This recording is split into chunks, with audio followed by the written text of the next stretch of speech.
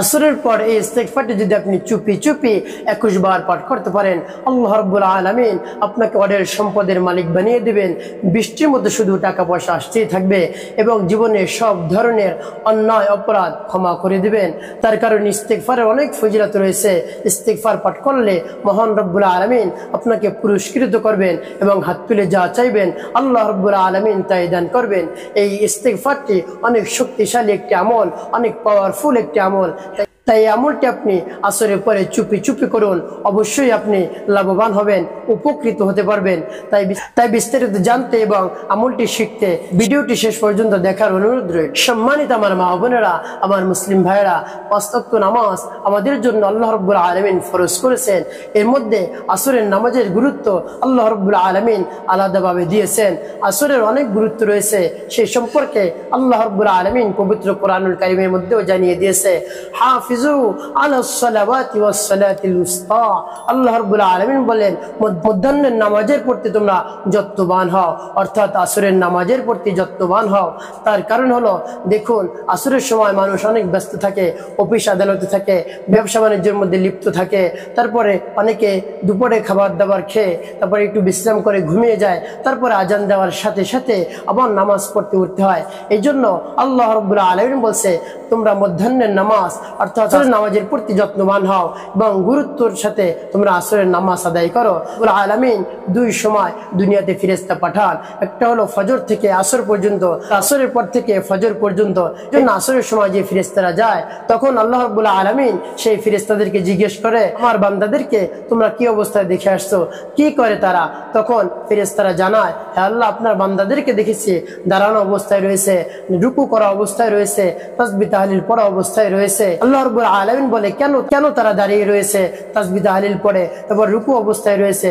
যে আপনাকে রাজি খুশি করার জন্য। তখন আল্লাহ রাব্বুল আলামিন ঘোষণা করে দেয়, ফেরেশতারা, আমার বান্দা যদি এইরকমই করে থাকে, এইরকমই ইবাদত করে থাকে, তাহলে তোমরা সাক্ষী হয়ে যাও, আমি তাদের সব ধরনের গুনাহ খাতা মাফ করে দেব। তার কারণ ফেরেশতাদেরকে আল্লাহ রাব্বুল আলামিন জিজ্ঞেস করে, হে ফেরেশতারা, তারা কি আমাকে দেখেছে? তখন ফেরেশতারা বলে, না, আল্লাহ আপনাকে দেখেন নাই। তখন আল্লাহ রাব্বুল আলামিন আবার জিজ্ঞেস করে, তারা কি জান্নাত দেখেছে? বলে, না, জান্নাত দেখে নাই। তো তারা যদি জান্নাত না দেখে, আমাকে না দেখে, এভাবে আমার ইবাদত করে, রুকু করে, সিজদা করে, নামাজ আদায় করে, তাসবিহ তাহলিল পাঠ করে, তো তোমরা সাক্ষী হয়ে যাও, আমি তাদের জীবনের সমস্ত গুনাহ খাতা মাফ করে দেই, তাদেরকে জান্নাতুল ফিরদাউসের মেহমান বানিয়ে দেই। এই জন্য আল্লাহ রাব্বুল আলামিন আমাদের জন্য সব ধরনের দরজা খোলা রাখেন। যদি আমরা বেশি বেশি তাওবা ইস্তেগফার করি, বেশি বেশি ইবাদত করি, তো সম্মানিত আমার মা বোনেরা, আমার মুসলিম ভাইরা, আসরের পরে আপনি চুপি চুপি এই ইস্তেগফারটি আপনি 21 বার পাঠ করুন। আপনার জীবনের সব ধরনের অন্যায় অপরাধ মহান রব্বুল আলামিন ক্ষমা করে দিবেন। আপনার ঘরের মধ্যে, আপনার ঘরে বাইরে সব জায়গায় আল্লাহ রব্বুল আলামিন শান্তির ব্যবস্থা করে দিবেন। আপনার সন্তান কথা শুনবে, আপনাকে আল্লাহ রব্বুল আলামিন পুরস্কৃত করবেন।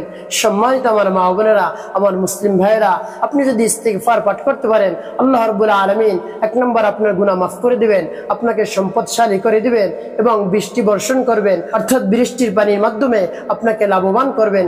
দেখুন অনেক সময় যে আমাদের দেশে বৃষ্টি হয় না, আমরা হাহাকার করি, বৃষ্টির জন্য নামাজ আদায় করি, তার কারণ ফসল নষ্ট হয়ে যায়, ফসল হয় না। এই জন্য আল্লাহ রাব্বুল আলামিন আপনাকে বৃষ্টি দিয়ে আপনাকে লাভবান করবেন, উপকৃত করবেন। তারপর আল্লাহ রাব্বুল আলামিন আপনাকে সন্তান দান করবেন, আপনার সন্তান যদি না হয় আপনাকে সন্তান দান করবেন। তারপর আল্লাহ রাব্বুল আলামিন আপনাকে সর্বশেষ জান্নাতুল ফিরদাউসের মেহমান বানিয়ে দিবেন। সুবহানাল্লাহ। তো দেখুন ইস্তেগফারের কত পাওয়ার, কত শক্তি। তো আল্লাহর হাবিব সাল্লাল্লাহু আলাইহি ওয়াসাল্লাম ইস্তেগফারের ফজিলত সম্পর্কে আল্লাহর হাবিব সাল্লাল্লাহু আলাইহি ওয়াসাল্লাম বলেছেন, মান লাজিমাল ইস্তিগফার জাআলাল্লাহু লাহু মিন কুল্লি যিকিম মাখরাজা। যারা সদা সর্বদা ইস্তেগফারের সাথে ধর্মত লেগে থাকবে, তাদেরকে আল্লাহ রাব্বুল আলামিন পুরস্কৃত করবেন। আল্লাহ রাব্বুল আলামিন তাদের থেকে সব ধরনের পেরেশানি, হতাশা, দুশ্চিন্তা সবকিছু দূর করে দিবেন এবং তাদেরকে আল্লাহ রাব্বুল আলামিন শান্তিময় জীবন দান করবেন। জিকির ব্যবস্থা কোত্থেকে হবে তারা নিজেও কল্পনাও করতে পারবে না, তাদেরকে আল্লাহ রাব্বুল আলামিন সম্পদশালী করে দিবেন। এবং আপনি এই জিকির করা অবস্থায়, ইস্তিগফার করা অবস্থায় আল্লাহ রাব্বুল আলামিন আপনাকে আযাব এবং গজব দিয়ে আপনাকে ধ্বংস করবেন না। সেই সম্পর্কে আল্লাহ বলেন, ওমা কানাল্লাহু মুআযযিবাহুম ওয়া হুম ইস্তাগফিরুন। আল্লাহ রাব্বুল আলামিন বলেন, ইস্তিগফার করা অবস্থায়, ইস্তিগফারের আমল করা অবস্থায় আমি আমার বান্দাদেরকে ধ্বংস করব না। এজন্য আপনি সদা সর্বদা যখনই সময় পাবেন আপনার পবিত্র জবান দ্বারা আপনি ইস্তিগফারের আমলটি করবেন। সম্মানিত আমার মা বোনেরা, আমার মুসলিম ভাইরা, আপনি কোন ইস্তিগফারটি আসরের পরে চুপি চুপি 21 বার পাঠ করবেন? সেই ইস্তিগফারটি হলো আস্তাগফিরুল্লাহ রাব্বি মিন কুল্লি যামবি ওয়া আতুবু ইলাইহি, আস্তাগফিরুল্লাহ রাব্বি মিন কুল্লি যামবি ওয়া আতুবু ইলাইহি, আস্তাগফিরুল্লাহ রাব্বি মিন কুল্লি যামবি ওয়া আতুবু ইলাইহি। এভাবে আপনি ইস্তিগফার পাঠ করে আল্লাহ রাব্বুল আলামিনের কাছে আপনি দোয়া মোনাজাত করবেন। দোয়া শেষ হওয়ার সাথে সাথে আল্লাহ রাব্বুল আলামিন আপনার সব ধরনের চাওয়া পাওয়া পূরণ করে দিবেন।